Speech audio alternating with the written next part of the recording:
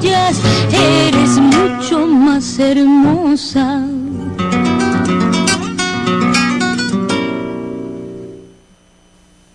Hola, ¿qué tal? Soy Dora Villalobos Mendoza y esto es Ecos de Mirabal, periodismo con perspectiva de género. Ya estamos miércoles 16 de octubre de este 2013 y les había yo prometido que íbamos a hacer programas especiales sobre este tema de la educación y le habíamos anunciado que era el lunes pasado, pero bueno, no pudimos y lo pasamos al miércoles. Entonces hoy vamos a tener miércoles de programa especial sobre educación, sobre la reforma educativa y están aquí conmigo. Yo les agradezco mucho porque los comprometí, son 2 maestros y una maestra desde la semana pasada y aquí están conmigo hoy otra vez para reanudar el tema sobre la reforma educativa. Y déjeme, y bueno, primero les doy la bienvenida a Rocío Martínez, y también ella es la maestra que nos acompaña, y también aquí nada más les pido si nos pueden abrir la cámara, por favor, ahí, ándele, muchas gracias, para que vean a Rocío y también a los profes. Está aquí conmigo Noel García y está gracias. De este otro lado Adán Arriola, bueno, 2 maestros, una maestra, ellos vienen de Insurgencia Magisterial y estamos tocando el tema desde la semana pasada sobre la reforma educativa, y entonces estamos tratando de desmenuzar este tema porque es tan amplio, pero tan amplio el tema, tan complicado, pero a la vez tan importante, que lo estamos desmenuzando por subtemas. Y entonces la semana pasada, nada más para hacer así un recuento muy rapidito, porque el chiste es que le vayamos dando cierto seguimiento. Entonces, para hacer un recuento así muy breve de la semana pasada, y luego vamos a entrar hoy a otro subtema. La semana pasada hablamos del tema de la calidad educativa, que viene allí, fíjese, es un artículo chiquitito, pero yo creo que es el que más escándalo ha propiciado esta palabreja que se llama calidad. Y en la semana pasada, a ver si resumo yo bien, para entrar en contexto, decían los profes y decía Rocío, que a la hora en que le agregan, ahí a la reforma, que el Estado garantizará la calidad educativa, entonces entramos a muchos asegúnes, porque ¿qué es calidad? Lo que es calidad para usted no es para mí, lo que es calidad para los empresarios, a lo mejor no es para los campesinos, o lo que es calidad para un papá o para una mamá, a lo mejor no es calidad para otra mamá y para otro papá, porque a lo mejor una mamá dice, pues para mí calidad es que mi hijo o mi hija lleve inglés y le den computación y le den música y le den no sé qué tantas cosas, y para otra mamá o para otro papá dice, no, pues a mí me interesa que mi hijo o mi hija, aunque no sepa hablar inglés o no sepa computación, pero que tenga un criterio amplio sobre lo que es, y además que sea una persona crítica y que le enseñen a hacer cuestionamientos, que le enseñen a ser una persona tolerante, que sea una persona solidaria, que le enseñen perspectiva de género, que le enseñen pues muchos otros, una mentalidad abierta en muchos otros temas. Y entonces calidad se complica mucho porque además a la hora en que el Estado, en que la autoridad educativa quiere medir cómo es que entonces los niños y las niñas están teniendo una educación de calidad, se complica todavía más, porque entonces si sabe multiplicar el niño o la niña de tal o tal grado de la tabla del 5, pues tiene calidad o no tiene calidad, y entonces pues cómo van a saber, de qué manera van a medir la famosa calidad. Entonces ese fue el tema de la semana pasada, que me parece que estuvo muy interesante y explica por qué muchos maestros y muchas maestras están en contra de esta reforma educativa. Bueno, pues hoy vamos a retomar el tema de la reforma, pero con otro subtema.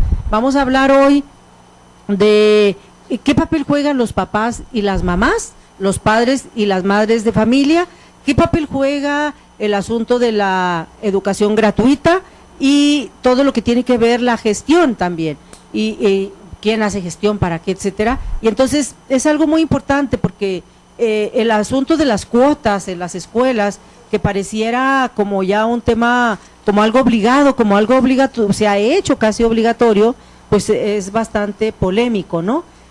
Pero antes, yo no sé si valga la pena precisar que con esta reforma, es una reforma ya aprobada, eso quiere decir que andamos fuera de base y que ya no tiene caso discutir, porque aunque sea una reforma aprobada, seguimos discutiendo este asunto, a dónde queremos llegar o a dónde quieren ustedes llegar, acá, te lo estoy pegando mucho ahí mero para que no se vicie mi voz, y entonces yo creo que a lo mejor sí valdría la pena un poquito aclarar esto, profes y profa, ¿Cómo no? En este sentido, y entramos al asunto de los papás, ¿les parecen? Y las mamás. Excelente. Sí, adelante, quien guste, bienvenidos y bienvenida.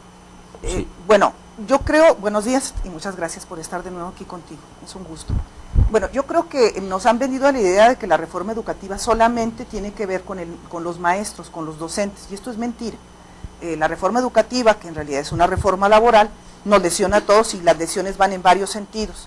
Una de ellas es hacia los padres de familia de manera directa porque no hay tal gratuidad, ya no está garantizada en la Constitución la gratuidad de la educación, porque ahora lo que nos dicen es que las formas de mantenimiento de un edificio escolar, de tener acceso a la internet y a otros servicios, tiene que ver con la gestión que hagan los directivos de la escuela acompañados con los padres de familia.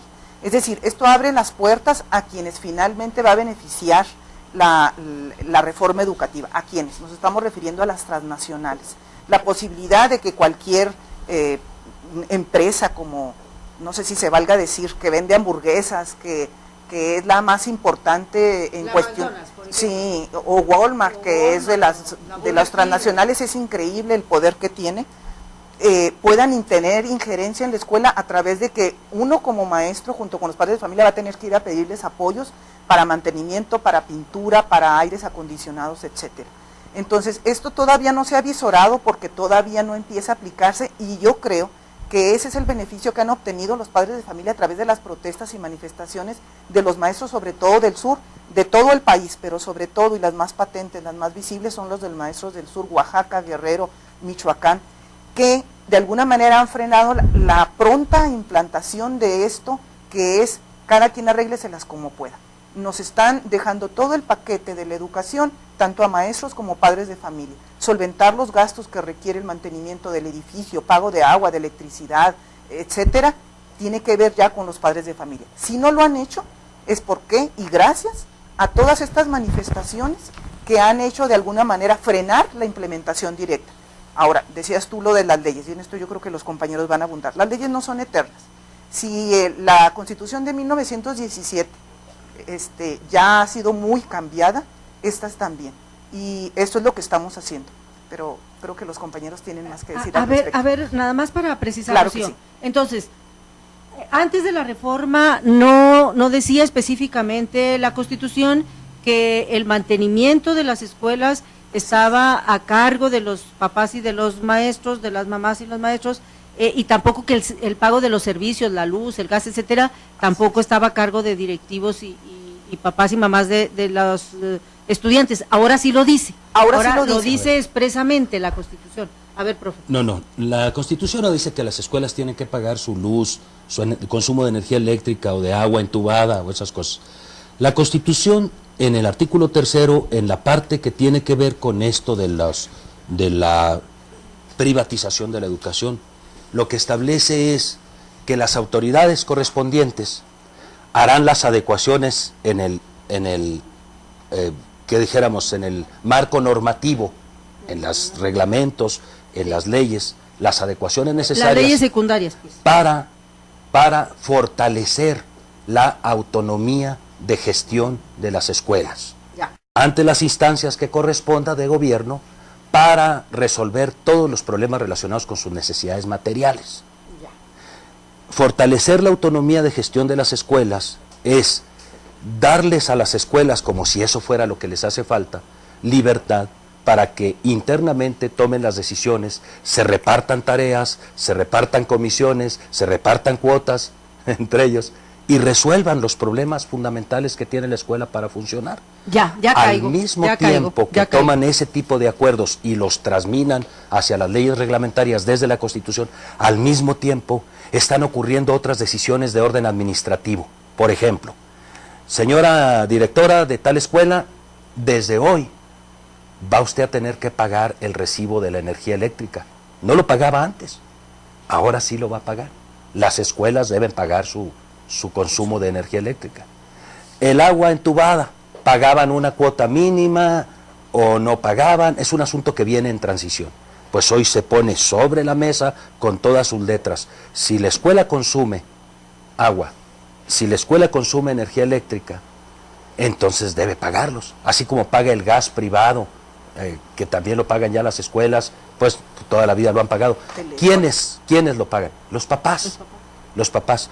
Cuando el gobierno del Estado, los funcionarios de educación, dicen a los periodistas, no hay ninguna obligación de que los padres den cuotas, ningún director, denuncien a los directores que anden cobrándoles cuotas, están diciendo verdades a medias. Por principio de cuentas, los directores no son los que piden las cuotas, ¿no? O por lo menos la mayoría no son ellos, es la mesa directiva.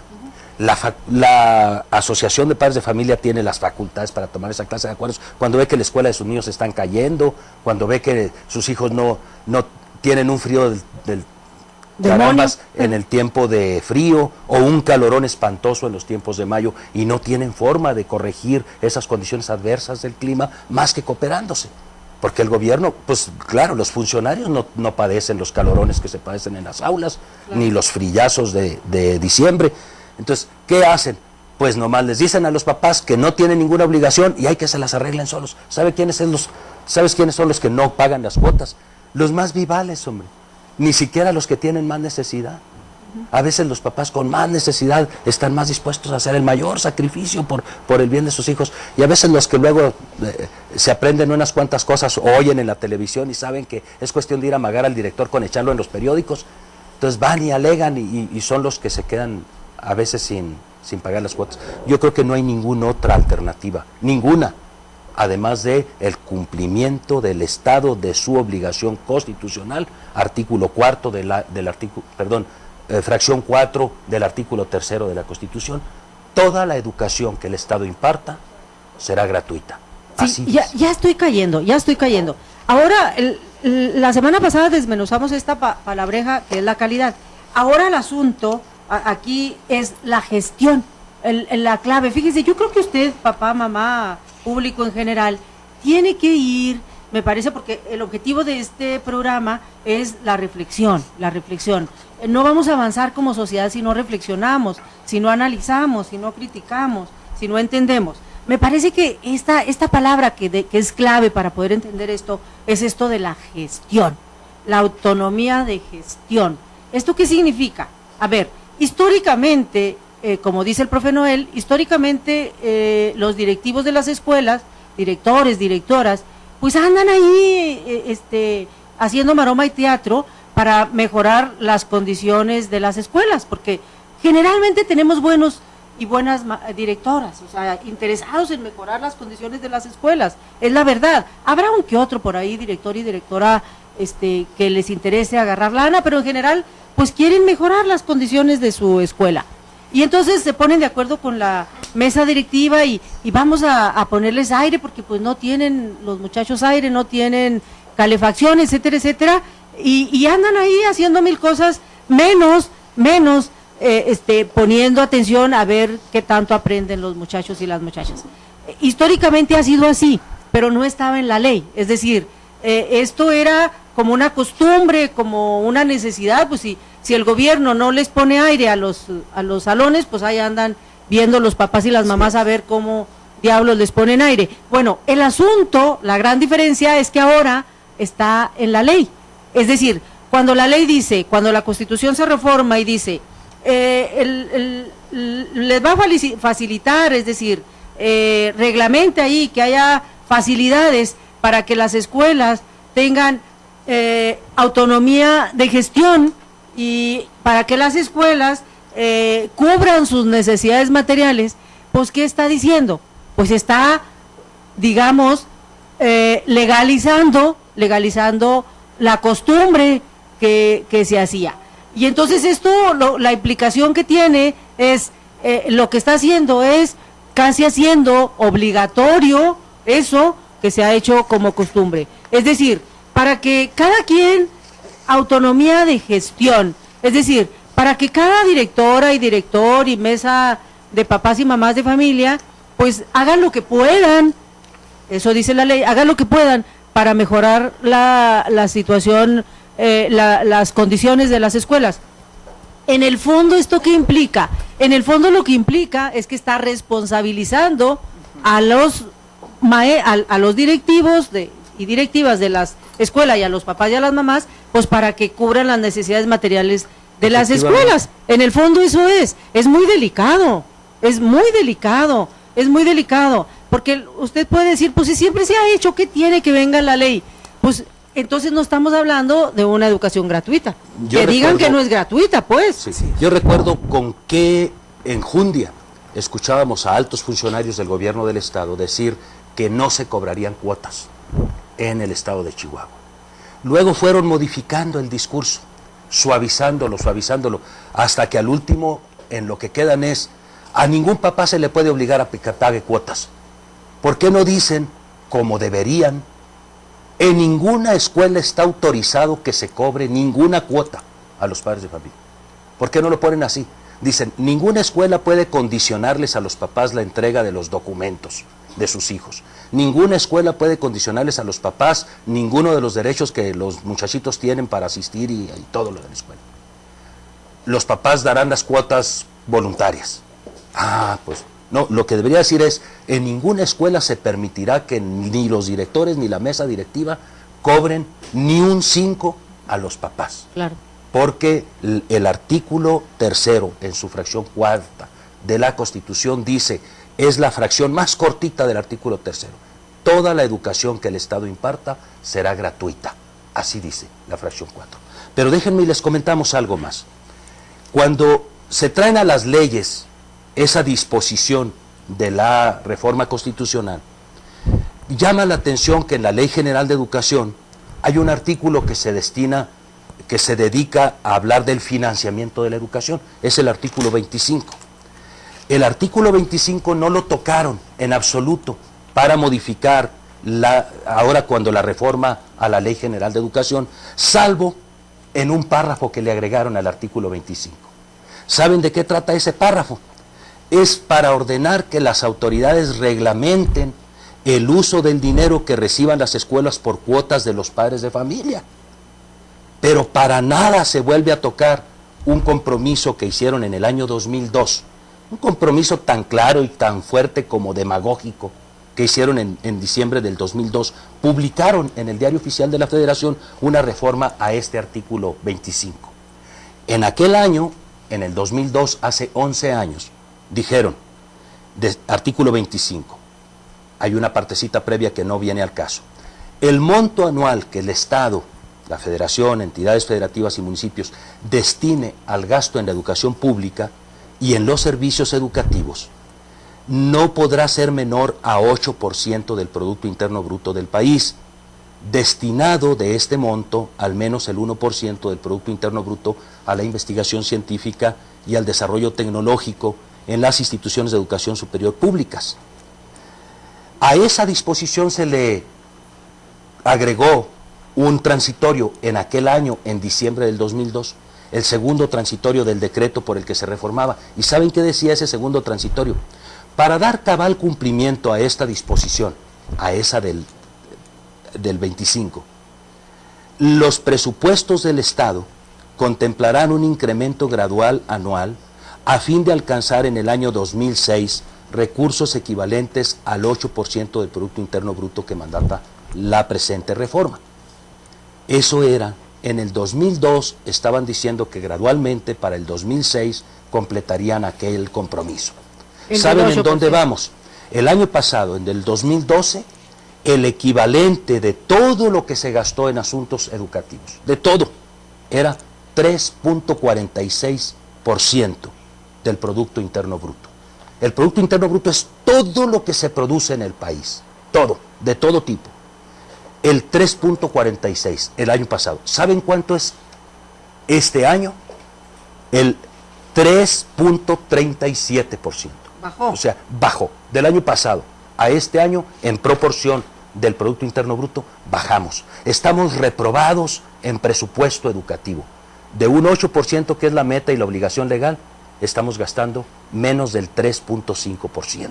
Que yo creo, a ver si vamos bien, profe Adán, a ver si vamos bien, Rocío, que yo creo que el fondo del asunto es eso, es Claro. la inversión. ¿Cómo vamos a tener, cómo no vamos a tener escuelas que ni siquiera tienen salones, Sí. que todavía dan clases allí en el arbolito, allá en muchas comunidades, que todavía los niños se sientan ahí en botes de esos mantequeros o en piedras? Olvídese usted de laboratorios, y olvídese usted de pizarrones digitales, y olvídese usted de clases de computación y de inglés, y olvídese de desayunos calientes. ¿Cómo no vamos a tener esas escuelas si el Estado no le invierte? Si no le invierte a educación lo que le tiene que invertir. ¿Cómo no va a ser necesario que los papás y las mamás den cuotas para los calentones y para los aires y para el papel sanitario y para esto y para el otro, si el Estado no le invierte el suficiente dinero a la educación? El punto es ese, al final de cuentas, profe Adán. Así es, es que insistimos, hay que ver el origen de esta reforma. Esta reforma tiene un impulso empresarial, así de sencillo. Y mientras sea empresarial se van a aplicar los criterios de la empresa a la escuela pública. Las escuelas se está pretendiendo con esta autonomía de gestión y que poco a poco se vayan transformando, por ejemplo, la función del director a más de un gerente o administrador.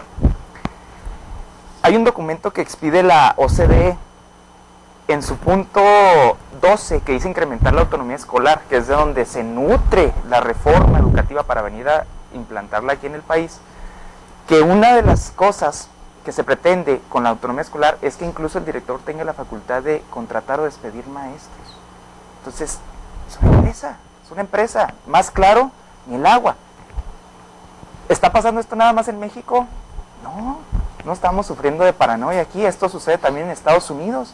En Estados Unidos, lo que es Bill Gates, la fundación Walton Family, que son los de Walmart, entre otros grandes empresarios, son los que han estado promoviendo la privatización de las escuelas públicas. Allá se transformó la escuela pública en una especie de, se le llama escuela charter, que es prácticamente la administración, es por parte de, valga la redundancia, de administradores.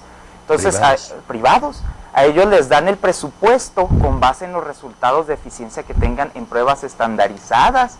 Yo te doy tanto presupuesto si me sales bien en los exámenes. ¿Qué ocasionó eso en Estados Unidos? ¿Qué puede ocasionarse aquí? Es que si empiezan a decir, vamos a entregar presupuesto con base en los exámenes, digamos, enlace, va a haber una disparidad, una desigualdad entre escuelas. Vamos a tener escuelas posiblemente muy buenas, pero escuelas pésimas. Entonces, ahí está la clave, no hay que, como se dice coloquialmente, no hay que quebrársela.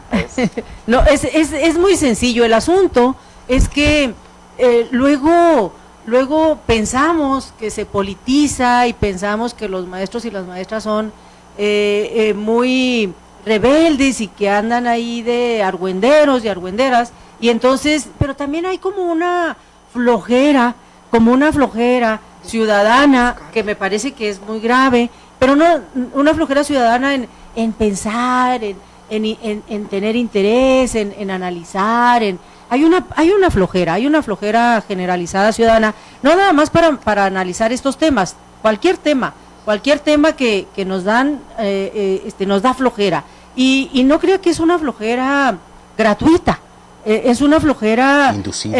Exacto, que de alguna manera muy conveniente, pues para que no hagamos mucho escándalo, para que estemos como muy quietecitos y muy quietecitas, ¿no?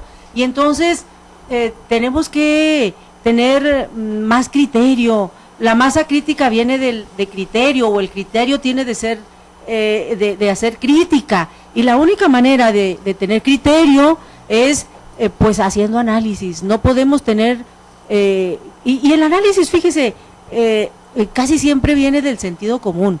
El sentido común es algo así como esta posibilidad, esta capacidad que tenemos como especie humana, pues de ver que esto no se ve muy bien, que esto no es tan bueno y que esto se ve como mal. Es sentido común, es como que algo pasa que no me cuadra esto. Y entonces, ¿por qué no me cuadra? Empiezo a analizar y entonces podemos llegar a distintas conclusiones. Fíjese, a mí me parece de alguna manera, como dice el profe Adán, sencillo, de sentido común, pero yo entiendo perfectamente que no podamos hacer análisis de fondo, que la sociedad pues se paralice o no analice, sobre todo los papás y las mamás, porque de manera muy conveniente pues nos dan la información digamos cortada o nos dan la información con ángulos, digamos, con ciertos ángulos que no nos permiten ver el todo. Y yo retaría incluso a usted que nos está viendo, y retaría a la sociedad y a la ciudadanía en general, a ver, ¿quién y yo misma me pongo como prueba, quién se ha metido a revisar la reforma? ¿Quién de los papás y las mamás ha revisado la reforma y ha dicho, a ver, este es el cambio, entonces es buen cambio o no es buen cambio, etcétera? Generalmente lo están haciendo los maestros y las maestras, pero no los papás y las mamás, cuando el asunto de la educación tiene que ser de los papás y de las mamás. Son quienes tienen que estar, y por supuesto de los propios estudiantes, si ya están en niveles más avanzados, porque se supone que somos quienes tendríamos que estar más interesados e interesadas en que haya una buena educación, pero nos da flojera, y entonces pues que alguien más lo haga, y que alguien más proteste y que alguien más resuelva los asuntos, ¿no? Sí. Es bueno, si me permiten un momentito, sí, comentarles algo porque ya lo vemos venir. Han estado queriendo descalificar al sistema educativo del país diciendo es un desperdicio de dinero. Cuando dicen es que el gobierno mexicano es de los gobiernos que más dinero invierte en educación, y lo suman en tantos millones de dólares comparados con tantos millones de dólares que se gastan en otros países, pero omiten otro tipo de factores. ¿De qué tamaño es nuestra población? ¿Qué tamaño tiene nuestro sistema educativo? Y dicen ellos, casi todo el dinero se gasta en pagarles a los maestros, como si fuéramos culpables los profesores de que nos paguen, que gasten casi todo el dinero en pagar los sueldos. En realidad, ¿quién contrata a los profesores? Pues ellos los contratan. ¿Quién pone las reglas acerca de cómo los profesores mejoran sus salarios y eso? Ellos las ponen. ¿Quiénes dejan que no se respeten las reglas y que se despachen con grandes sueldos los que no tienen derecho a ello y que se hagan bribonadas? Pues ellos. El Estado tiene el control de eso, pero no deben utilizar ese tipo de datos para decirle a la sociedad, estamos desperdiciando dinero, hombre. Casi todo el dinero que tenemos para educación se gasta en pagar sueldos. ¿Por qué no dicen la realidad? Nosotros nos propusimos gastar el 8% del Producto Interno Bruto para el 2006 y en 2013 estamos gastando el 3.37% del Producto Interno Bruto. ¿Por qué no dicen, en los países con los que México se mide como socio comercial, se gastan arriba de, ¿qué tenemos el dato? $8,169 por estudiante. 8,169 en promedio por estudiante de educación básica.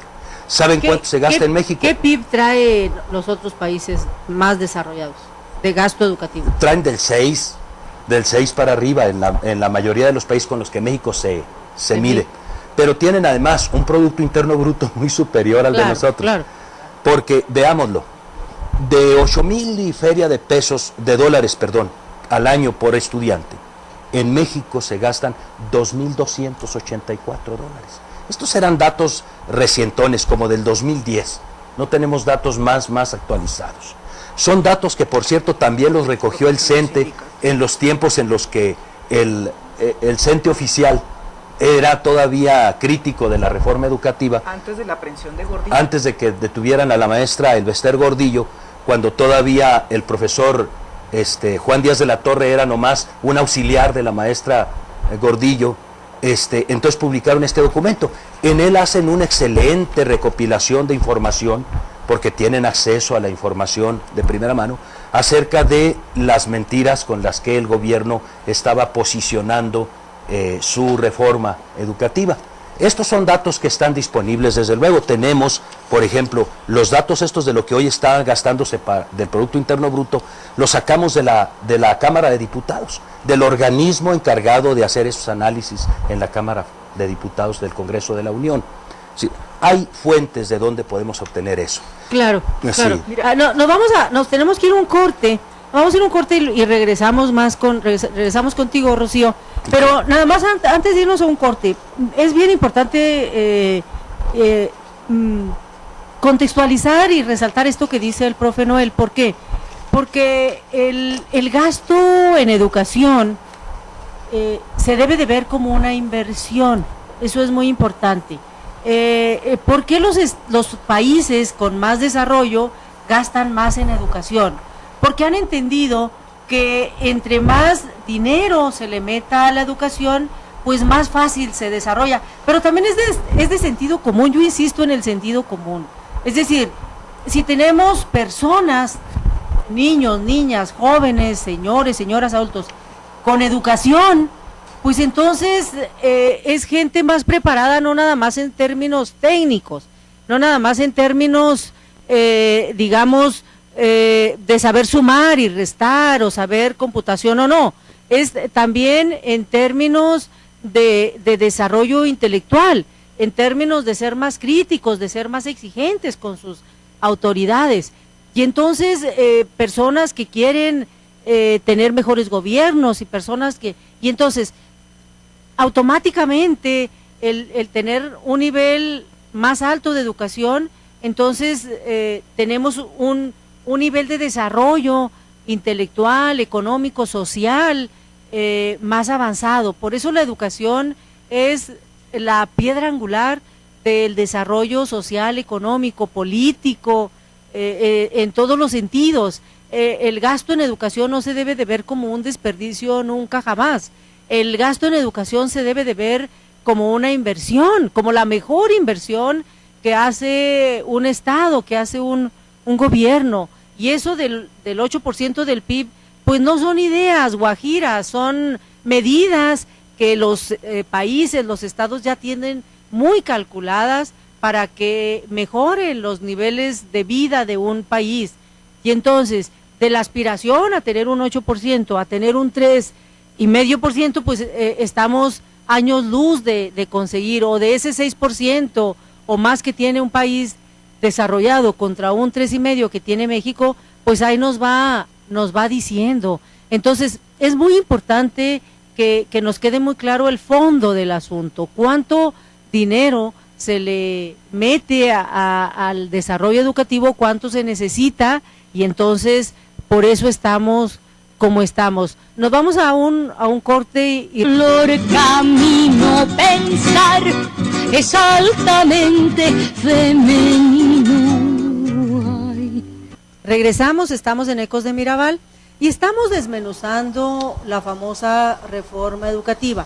¿Por qué la estamos desmenuzando aquí en Ecos de Mirabal? Porque es una reforma por demás importante, absolutamente importante, porque tiene que ver con todo lo que se hace en el país, con todas las actividades. La educación es una de esas herramientas transversales que se ligan con todo, se ligan con la economía, se ligan con la política, se ligan con el desarrollo social, democrático de un país, absolutamente con todo, con el mejoramiento de vida de una persona y de una sociedad, de un país, de un estado. Por eso es de suma importancia. Y aquí no hay nadie que no tenga que ver con las escuelas, con la educación. Los papás y las mamás es son una pieza importante, maestros, maestras, sociedad en general. Entonces, debemos de desmenuzarla porque luego hablamos mucho de la reforma educativa, nos llenamos la boca hablando de la reforma educativa y de las manifestaciones que hacen los maestros y las maestras, estemos a favor o en contra, pero no sabemos de qué hablamos, no conocemos la reforma. Me parece muy grave que la polémica se centre, la discusión de las familias, de los cafés, se centren en si estamos de acuerdo en que los maestros y las maestras hagan manifestaciones o no. Es decir, llegamos a ese nivel, a ese punto, cuando no sabemos el fondo de la reforma educativa. Entonces, esa es la intención de este programa, desmenuzar esta reforma, entenderle y con toda la intención de provocarle a usted, de provocarle este interés en entenderle a la reforma educativa, pero no nada más entenderle, sino ver los alcances que tiene esta reforma, los alcances que tiene nuestra educación en México, la importancia de todos los ángulos que tiene la educación en todos los sentidos, y entonces pues se hace falta, es necesario que le entendamos a esta reforma educativa, que la podamos desmenuzar. Y bueno, Rocío, el profe Adán, el profe Noel, que me acompañan en esta ocasión y que le estamos dando seguimiento a otras, vamos a estar, ya no me voy a comprometer en qué día porque bueno, luego no cumplo, pero le vamos a dar seguimiento a esta reforma y estamos desmenuzando puntitos que nos parece que son importantes, que son clave en esta reforma. ¿Y por qué ellos? Bueno, porque son quienes lo han hecho, son quienes le saben en este movimiento de insurgencia magisterial, son quienes se han dado a la tarea de desmenuzar, de subrayar, de un lado y para otro esta famosa reforma, los puntitos ahí en los artículos, precisamente para entenderle, para saberle, para desmenuzar. Pero regresamos contigo, Rocío. Sí, mira, yo quiero abundar en algo que es, ¿en qué le afecta a un padre de familia? Dice, bueno, pero finalmente a quienes van a evaluar es a los maestros, pero esta evaluación no va a mejorar la forma de trabajo del maestro, eso primero que nada. Y al contrario, lo va a someter a una evaluación y a una poca estabilidad dentro del trabajo que también le va a lesionar al alumno. Un maestro que se va a estar cambiando constantemente, que lo van a mover porque no pasó la evaluación de manera suficiente, entonces eso va a lesionar al padre de familia porque va a tener continuos cambios entre los maestros que le dan clases a sus hijos. Esa es una. La otra es esto que estamos señalando ahora, la gestión. Y eso lo va a meter al padre de familia en entrarle a trámites, en ir a la Coca-Cola, a la Pepsi-Cola, a buscar recursos para poder mantener la escuela. Y como decía Adán, y esto va a hacer que los cambios sean más grandes. Las escuelas que tengan más posibilidades de trámites, gestiones, por sus cercanías, porque a lo mejor algún padre de familia trabaja en alguna de estas empresas y puede tener acceso al apoyo para el edificio, para el plantel, pues va a tener mejor condición para su escuela. Y los padres de familia que no, entonces esos van a tener mucho menos. Y entonces vamos a estar hablando de diferentes niveles de escuela, que me van a decir, pero Rocío, es que eso ya existe, y hay escuelas que están mucho mejor equipadas que otras. Bueno, eso se va a hacer más grave todavía, si la escuelita en la que está su hijo de aquella colonia en donde fue producto de una invasión, esa escuelita va a ir cada vez va a tener menos posibilidad de recursos para su mantenimiento, para su equipamiento, para su mejor servicio. Y en esto los padres de familia la van a llevar. Ahora yo les digo, no nos crean a nosotros, sean reflexivos y sean críticos. Inviten y exijan a los padres, a los maestros de las escuelas y junto con otros padres de familia, para que sentados en las escuelas lean y reflexionen sobre lo que les estamos diciendo. No les crean a los medios cuando dicen que los maestros de Oaxaca son unos flojos. No les crean, no nos crean a nosotros tampoco. Vayan y siéntense en las escuelas, así en las butacas de sus hijos, para que lean sobre esto de la reforma educativa y entiendan con mucha claridad que esto, aunque todavía no está al 100% aplicado, esto es lo que viene y lo podemos revertir. Eso también hay que decirse a los padres de familia. Nada es eterno. Los seres humanos no somos eternos, aunque no nos guste, pero no lo somos. Y entonces, y de esa manera se puede cambiar en este sentido la ley. Creo que es ahorita la hora de que los padres de familia retomen su papel en la educación. ¿Cómo? Discutiendo con los maestros y viendo qué cosas podemos hacer. Hoy es un día de lucha en el contexto nacional. Hoy hay invitación a varias protestas en todo el país. Nosotros en este día lo que hicimos fue ir a los medios. Hemos estado, este es el segundo medio en el que estamos hoy cubriendo esto, y claro que hay esta invitación a criticar, a leer, a reflexionar sobre la ley, pero también los queremos invitar el próximo viernes a las 2:30 en el crucero de Américas y Boulevard Ortiz Mena a difundir esto, a acercarse a nosotros como padres de familia, al pueblo en general, a la ciudadanía, al que dice, pero pues yo ya soy abuelo, yo ya terminé. No, esto va a tener repercusiones sociales y esto nos va a afectar a todos, incluso a los que piensan que no, a los grandes transnacionales piensan que no les va a afectar esto. A la larga sí, a la postre sí. A la larga el descontento se va a ver plasmado de otras maneras que ojalá no quisiéramos ver, pero va a suceder. El descontento no se va a quedar en la casa, en el coraje de la gente, en la rabia.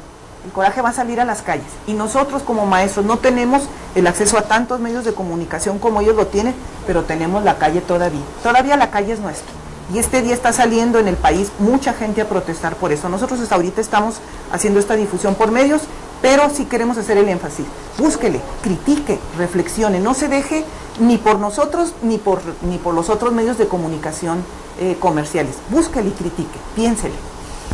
Bueno, para muestra un botón, aquí por si pueden enfocar. Sí puede tomar, sí, claro. Por favor. Con la información que les acaba de dar el compañero maestro Noel sobre el Producto Interno Bruto y sobre el recorte en vez del aumento, esta es una imagen tomada de la página del Pacto por México antes de que se hicieran las leyes reglamentarias. Ahí dice claramente en esa imagen que los recursos públicos van a llegar pronto de manera directa e íntegra a las escuelas para que las escuelas puedan disponer de esos recursos como a ellos mejor les convenga. Y todo esto para mejorar la infraestructura de las escuelas. Pero vean ese discurso, andaban luciéndose de que era lo mejor la reforma educativa. Vean el discurso ya con las reformas a la Ley General de Educación, vean los discursos sobre la realidad sobre el Producto Interno Bruto, para que vean que era pura demagogia, puro cuento, así de sencillo. Y sobre la satanización de los maestros que protestamos, dice Claudio X González, el presidente de Mexicanos Primero, que los inconformes somos unos corruptos y que debemos ser despedidos. Bueno, y otra cosa sobre los datos de los maestros de los estados del sur. Acaba de salir un informe del Coneval que de 10 estados de la República agrupan el 74% de los pobres extremos del país. Sorpréndase, Oaxaca, Guerrero, Chiapas, son los estados que primero salen a manifestarse y son los maestros que están satanizando de revoltosos y de flojos. Algo importante. En los estados del norte, particularmente en Chihuahua, las protestas son menores. La inconformidad no es menor, las protestas son menores. Es un poco un fenómeno cultural de cómo se siente la gente cuando piensa que van a sospechar que es pobre y que tiene problemas, por un lado. Pero por otro lado también es un asunto de estilo de gobierno. En pocos estados del país tenemos un régimen tan represivo, tan profascista como el que tenemos en Chihuahua hoy. Curiosamente, en la medida en que vemos cierta megalomanía en los gobernantes, cierta afán de una exhibición personal, de un culto a la personalidad entre los demás, vemos también en esa medida su disposición a la represión fácil, al uso fácil de la fuerza pública, a autorizar a sus funcionarios, como se autorizó aquí al secretario de Educación, Cultura y Deporte, para amenazar a los profesores que protesten con aplicarles sanciones que no están previstas en las leyes, amenazarlos con sanciones para las cuales no tiene el señor secretario de Educación facultades. Los profesores se las creen o fingen que se las creen porque tienen miedo de que los repriman, porque están aplicando represión a los profesores que está mucho más allá de la facultad que tienen las autoridades educativas, no se diga a los dirigentes sindicales, para actuar como agentes de represión a los profesores, para, insisto, ordenarles cambios de adscripción de una escuela a la otra, con el cliché de las necesidades del servicio, pero que todo mundo, particularmente esos profesores y sus compañeros, reciben el mensaje que las autoridades quieren dar, un mensaje de hostigamiento, de persecución, de amedrentamiento, que rebasa con mucho las facultades de esas autoridades. ¿Por qué lo hacen? Porque las más altas esferas del gobierno del Estado lo protegen, lo cubren, porque no tienen quien los vigile y los controle, porque tienen a todo el aparato de su lado, del mismo lado, y están los ciudadanos indefensos. Sabemos que si nos lo dicen, por ahí hay un señor que dice, no, pues es que también conociendo al señor gobernador, hay un chiste sobre eso. Bueno, pues aquí nos pasa algo así. Cuando me dice una compañera, oye, me dijo la directora que me va a poner a disposición, le pregunto, oye, ¿y tu directora tiene motivos para ponerte a disposición? No, dice, pero también conociendo al señor secretario de Educación, conociendo al director de Educación Primaria que acaban de imponernos cuando metieron a la cárcel, no es cierto, nunca lo metieron a la cárcel, al otro director de primarias que estaba acusado de acoso sexual y que fue vinculado a proceso. Es decir, estamos en total estado de indefensión los profesores cuando tenemos a todas las instancias, incluidos a los que se supone deberían ser nuestros representantes sindicales, aliados también en contra de los profesores, en contra de los ciudadanos. Les tocan temas muy, muy sensibles y cuidado, está muy delicado. El asunto de tocar el vivebús es meter al bote a los jóvenes. Pero además con antimotines. Sí, con antimotines. Se nos fue el tiempo, es un tema pues de gran interés. Déjame, y bien rapidito cierro diciéndoles. Menos un minuto porque nos están exigiendo que no. Estamos promoviendo amparos contra la reforma secundaria. Lo damos hoy, en el siguiente espacio, pero anunciamos que ya están los amparos. Tiene que ser ya hoy de 6 a 8 es el último día para llevar documentos. Infórmense, llámenos, saben cómo localizarnos, para llevar un talón de cheque original, su copia de la credencial para votar. Pero ya hay amparos. Hay que promover. Sí, ya los amparos. Estamos haciendo. Los están haciendo porque se entregan el lunes. Los vamos a entregar el lunes. Así pues es. háblele a los profes. Estamos dentro del periodo en el que los ciudadanos podemos defendernos. Exactamente. Okay. Bueno, nos tenemos que ir porque aquí Daniel nos está haciendo señas desde hace ratito que se nos acabó la hora. Yo les agradezco mucho, profe Adán, Rocío, Noel, muchísimas gracias. Y los estoy comprometiendo desde ya a los dos y a ella, a los tres, para que vengan la próxima semana. Vamos a reanudar esto para seguir desmenuzando la reforma, vemos qué pasa con estos famosos amparos y le damos seguimiento. Yo insisto en que es un tema que le tenemos que dar, nos tenemos que ir. Muchísimas gracias como siempre al personal técnico, Daniel que me hace señas que ya corte, Wendy que también está aquí desesperada, y muchísimas gracias a todo el personal técnico, a usted, y nos vemos mañana. Okay. Mujer, si te han crecido las ideas, de ti van a decir cosas muy feas, que no eres buena, que si